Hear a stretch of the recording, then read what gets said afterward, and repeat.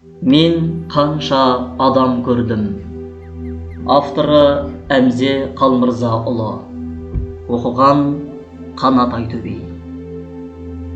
Сұлбадай қараңдаған, әлбеген жүр ғой елес. Оқсайды адам-ғадам алышы бірді емес. Мен қанша адам көрдім, сыртында киімі жоқ. Мен қанша киім көрдім, ішінде адамы жоқ. Мен қанша бастар көрдім, қалпағы қайырылған. Мен қанша қалпақ көрдім, басынан айырылған. Мен қанша ауыз көрдім, тілі жоқ түйіп айтар.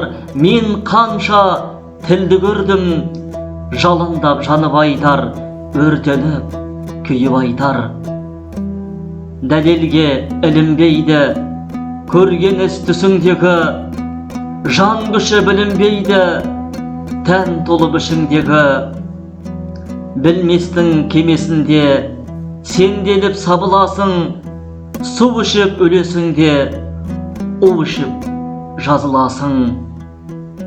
Ауыз бар жалғанда мың кездестім кешеде мен, адам деп арбалғаным ақырған есек екен. Кәрі хан жас ғаламды тербейді ақылайдың, жаман мен жақсы адамды білсем деп бақылаймын.